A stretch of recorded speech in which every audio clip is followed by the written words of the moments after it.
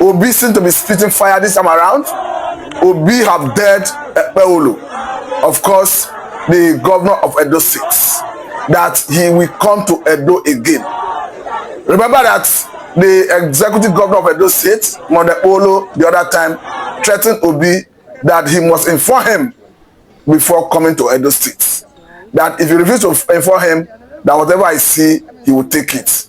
Though the Edo State governor has denied that he never threatened Obi, but he has maintained that Obi must inform him. And Obi has spoken loudly that he will still return to Edo State in what look like daring the governor of Edo State. We understand that Obi have freedom of movement just like any other Nigerian.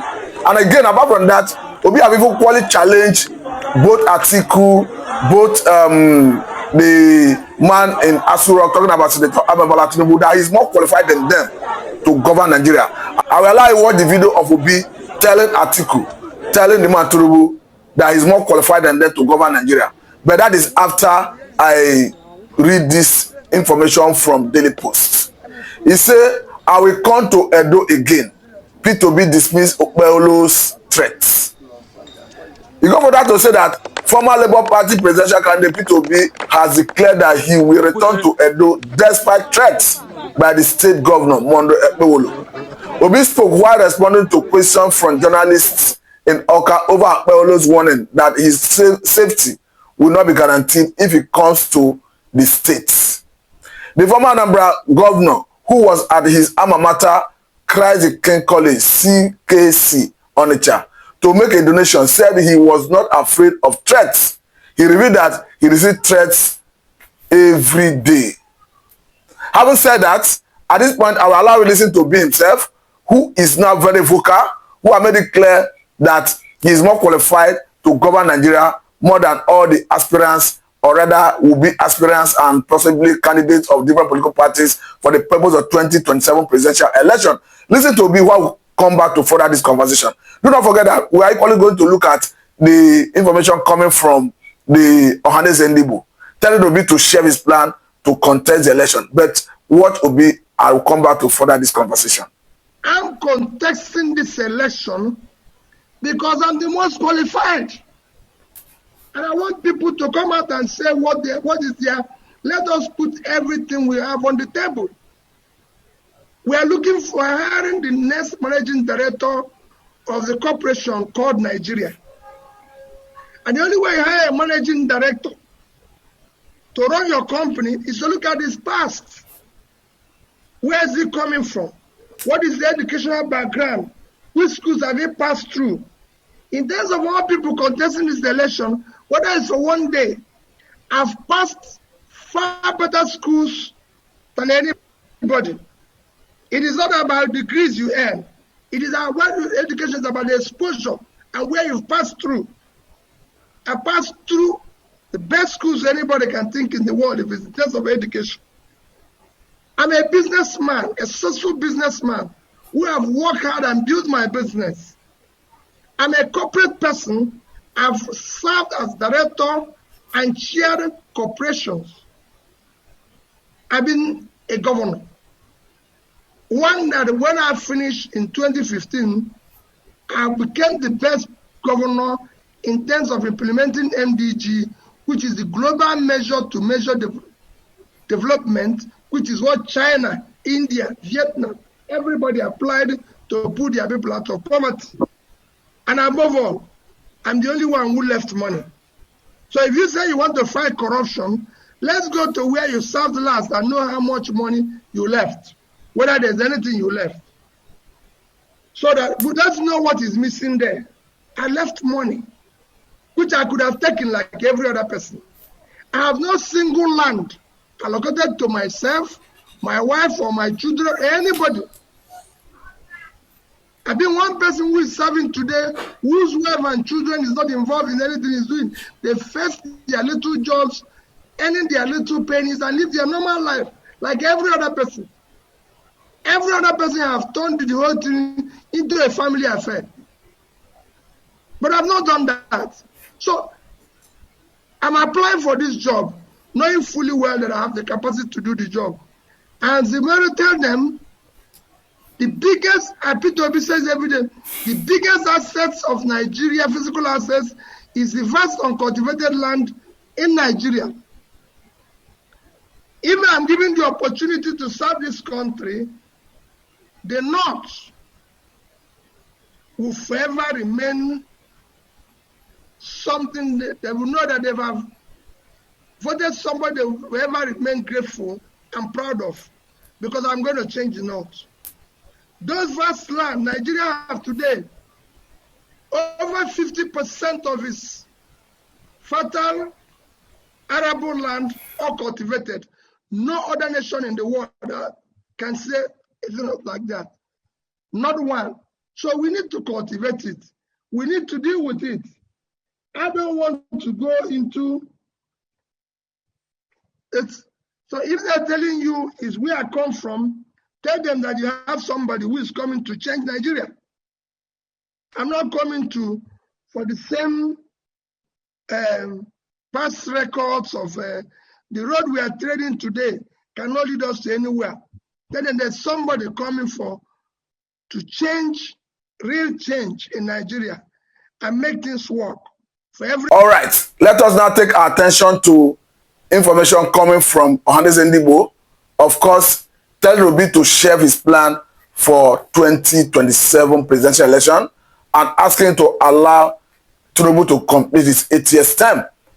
I'm reading from the Guardian newspaper. He said, allow Tinubu to complete second term. Ohaneaze tells Peter Obi.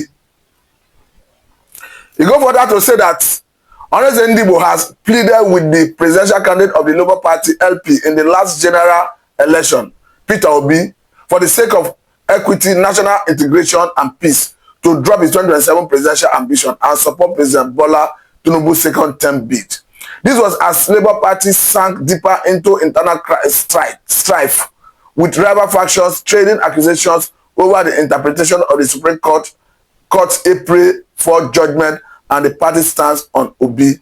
Meanwhile, the party's vice presidential candidate in the 2023 election, Dr. Yusuf Dati Baba Ahmed, has admitted that Julius Apure remains the national chairman of the party following the Supreme Court's judgments.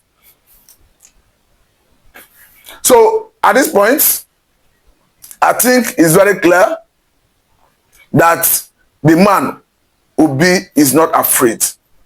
Because if you go further to analyze what he said in that interview, or rather that press briefing, he made it very clear that he received threats every day.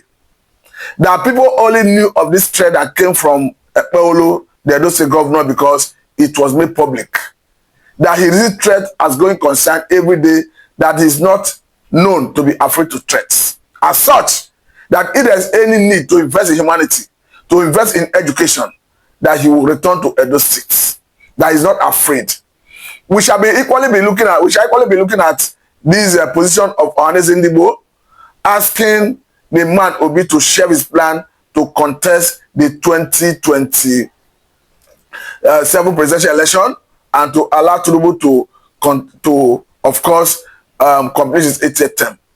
I understand that the way it is, there is no rule guiding zoning, and equally the way it is only certain part of the country that have not had the opportunity to govern Nigeria since inception of this national democracy. Though I totally agree that the South should complete 8 years, because the North already did their own 8 years. So it behoves on the North and other part of the country, whether in the Middle Belt, in the core North, to support South to finish their 8 years. But the position of the Ohaneaze is coming as a surprise, because Obi have the right to contest. Obi is eminently qualified to contest, just as Tinubu is eminently qualified to contest. But asking an Obi to share his plan and allow Tinubu to support Tinubu to complete his 8th term, I don't know the angle they are speaking from. Because I understand that after the 8th term, if Tinubu finishes 8 years, which will end in 2031, it implies that, so if actually the man, of course, Tinubu does 8 years, invariably the power will have to return to the North in 2031. And it means the nearest opportunity for an Igbo man to become the president will be around 2039. That is after the North must have done their own 2 consecutive terms of 8 years. So I don't know how the Ohaneaze arrived at that is the best for the region. But for me, we are even looking at competence. Who is more competent to govern the country at this time of the country being a state of quagmire? To be quite honest, just as we have said that he is most qualified to govern the country, I think in a way I agree with him, because the other time he made it very clear, talking about Obi himself, that in governance, if you remove your family from corruption, that you have solved the problem of corruption 50%. I think he did exactly like that in his time as governor of Anambra State. And when it comes to prudent management of government resources, I think Obi stands out. When it comes to, of course, diversification of the economy, which Obi have maintained consistently, that the panacea for growing our economy is diversification of the economy. That we must move away from consumption to production. It's quite unfortunate that even as the government in place hear him say it every day, perhaps because it is not their brainchild, they are not thinking in that direction. Or if for any reason they are thinking in that direction, we are not seeing any action geared towards that direction. Because to be quite honest, the problem of Nigeria is long overdue. That even the child of born know that our problem is diversification of the economy. Because what we have currently, a situation where we run the economy on a mono economy. Of course, crude account for our major earnings when it comes to foreign exchange.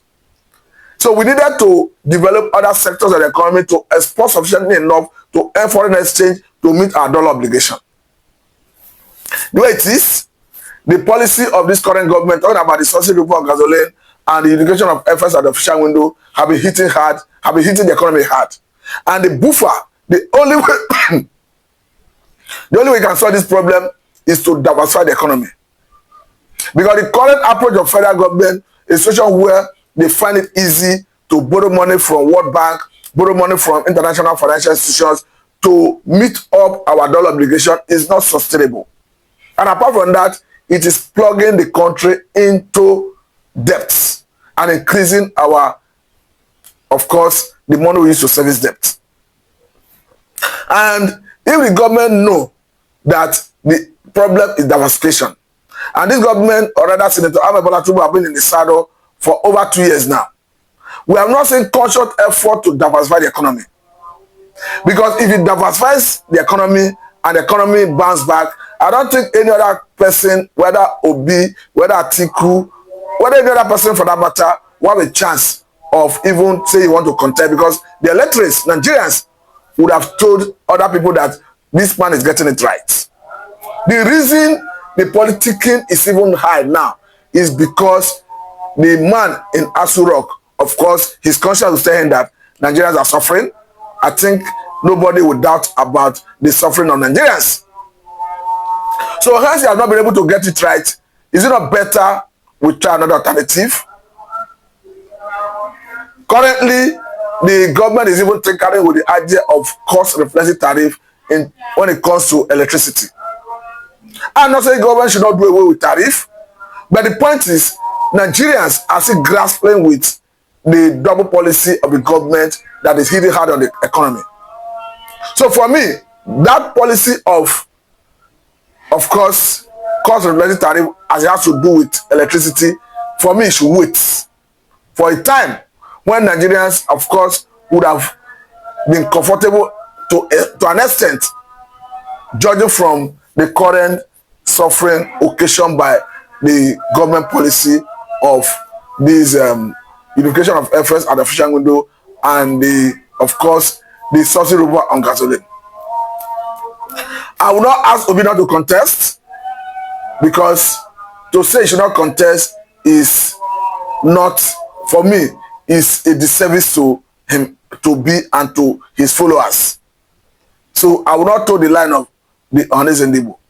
But one thing I know that is certain is this 2027 is a turn of the South. The North should hands up. It is not the turn of the North. I think that has been established. So Atiku and Co should understand that though there is no regional agreement, though there is no constitutional provision that says the turn of the South, but there is a tacit agreement and understanding unwritten that says if the South govern for 8 years, the North will govern for 8 years. We have seen that happen in the past. And the same principle and practice is observed in almost all the states of the Federation. I think for purpose of cohesion, national cohesion, Atiku should understand this and allow a certain candidate to fly. Thank you very much.